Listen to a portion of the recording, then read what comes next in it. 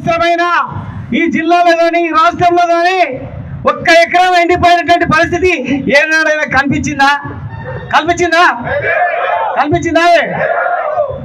ఇలా 100 రోజులు కాలేదు. ఏ ఊర్లో చూసినా పుట్టాడు దుఃఖం, కళ్ళ నిండా దుఃఖం. కారు దిగి ఇట్లా వస్తుంటే ఒక పెద్ద మనిషి కలిసిండు. నేను ఎంపీ సాబుని బాగున్నావే అంటే ఏం బాగున్నా అన్నాడు. ఏమైంది అంటే ఏమై అట్లా చూస్తున్నావు అంటే వచ్చింది అయిపోయి కాలు పెట్టగానే కాంగ్రెస్ గవర్నమెంట్ కాలు పెట్టగానే కథ అయిపోతుంది. 100 రోజుల్లో సుక్కలు చూపిస్తున్నారు అని చెప్పారు. మరి ఒక్కసారి మీరు ఆలోచన చేయాలి. 100 రోజుల్లో ఎంత వ్యత్యాసం వచ్చింది. చేనులు ఎండిపోయినాయి, నీళ్లు నల్గొండ జిల్లాలో కోతులకు నీళ్ళు లేక దాదాపు 40-50 కోతులు వాటర్ ట్యాంకుల వరకు చచ్చిపోయినాయి. పిట్టలు నీళ్లు లేక రాలిపోతున్నాయి, కోతులు నీళ్ళ పడి చనిపోతున్నాయి. ఈ 10 సంవత్సరాల్లో నీళ్ళు లేక కోతులు చనిపోయిన ఎక్కడ చూసినరా?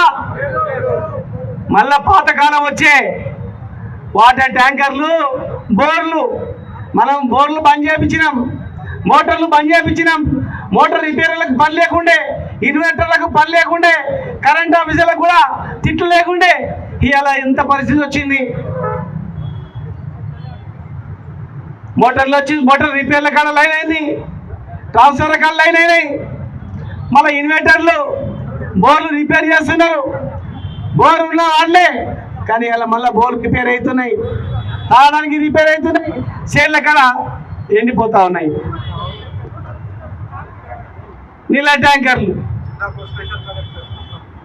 నీళ్ళ ట్యాంకర్లకు మళ్ళీ ఒక స్పెషల్ కలెక్టర్.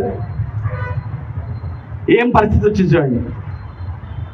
ఇలా ఒక్క పిలుపుతో మా కరుణాకర్ గారు, మా శివరాజు గారు, మా దేవేంద్ర రెడ్డి గారు, మా పెద్దలు అందరు కలిసి ధర్నా ఉందంటే వేల సంఖ్యలో రావడానికి ఊర్లలో తయారున్నారు. మరి ఇది ముఖ్య నాయకులు వస్తే సరిపోతుంది అంటే మనం 1000 మంది కావాలన్నా ఊరు దిగుతారని చెప్పింది. ఈనాడు తెలంగాణ మొత్తం కూడా ఇదే పరిస్థితి ఉంది. ఏ ఊర్లో చూసినా మొన్న మా కొండపాల కొడుకు చనిపోతే ఆడు పోతే పక్కన రైతులు వచ్చిర్రు. సార్ మా చేనులు ఎండిపోయినాయి, గొర్రెలు మేస్తున్నాయి, ఇటు సైడ్ బర్రెలు మేస్తున్నాయి, మాకేం పరిస్థితిస్తారని. మరి కోరుకున్నారు కదా మార్పు ఏం మార్పు అనుకున్నావు? మళ్ళా బిందె పెట్టుకొని కిలోమీటర్ దూరం పోవాలి. మనం బోడగుట్ట తాండకు పోతే బోడగుట్ట తాండలు ఏమన్నారు? బోడగుట్ట తాండ నుంచి బోయపల్లి వరకు 4 కిలోమీటర్లు నడుచుకుంటూ పోతుంటివి. ఈ 10 ఏళ్లలో మా కష్టాలు లేకుండే మళ్ళీ ఇప్పుడు కష్టాలు స్టార్ట్ అయ్యేసారని చెప్పి కళ్ళకి నీళ్ళు తెచ్చుకున్నాను. ఏం మార్పు? ఇదే మార్పు. నీళ్ళు తాగడం, నీళ్ళు లేకుండా కోతులు చనిపోవడం మార్పా? ఇట్లా చేనులు ఎండిపోయి రైతన్నలు దుఃఖం పెట్టుకోవడం మార్పా? లేకపోతే మళ్ళా ఊరు విడిచిపెట్టి పోవడం మార్పా? ఏమైనా హామీలు? ఎంత మోసం! 100 రోజుల్లో ఏదైనా మేలు జరుగుతుందంటే ఏం లేదు, అన్ని అసత్యపు ప్రచారాలతో ఇవాళ ఎలక్షన్లకు గెలిచి వచ్చిండ్రు. మళ్ళీ ఇప్పుడు అదే పని గెలిచిన తర్వాత అరే ఏమో చెప్పినాం అది అమలు చేద్దామని లేదు. ఇక్కడ అబద్ధాలు చెప్పుకుంటూ కాలం గడపడం తప్ప ఈ 100 రోజుల్లో కార్యాచరణలే లేదు. వాళ్ళకి తెలుసు వాళ్ళు చేయలేరు. కాంగ్రెస్ ప్రభుత్వం గతంలో పరిపాలించి మొత్తం కరువు కష్టకాలతో ఈ జిల్లా మొత్తం దివాలా తీసి వేల మంది, లక్షల మంది వలసలమైంది.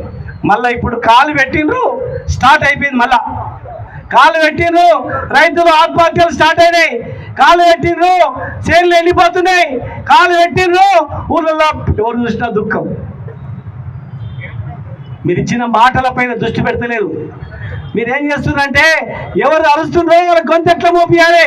టంగర్లో నీళ్ళు వస్తలేవని చెప్పి సోషల్ మీడియాలో ఒక సోదరుడు మాకు నీళ్ళు వస్తలేవని పెడితే ఆయనను బెదిరించి కేసు పెట్టి కొడుకా నువ్వు నీళ్ళు వస్తలేవని పెడతావా అంటే సార్ నీళ్ళు వస్తలేవు ఆఫీసర్లు తీసుకుపోయావు అంటే బిడ్డ పెట్టొద్దు, నువ్వు నకరాలు చేస్తే లోపలేపిస్తావని చెప్పింది.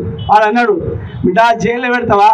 పెట్టుగా బిడ్డ ఏం చేస్తావు చేసుకో, ప్రాణం పోయినా సరే భయపడతామరా బిడ్డ అంటే అప్పుడు వదిలిపెట్టింది. అంటే మీరు భయపెట్టించి ఎన్ని రోజులు చేస్తారు? హామీ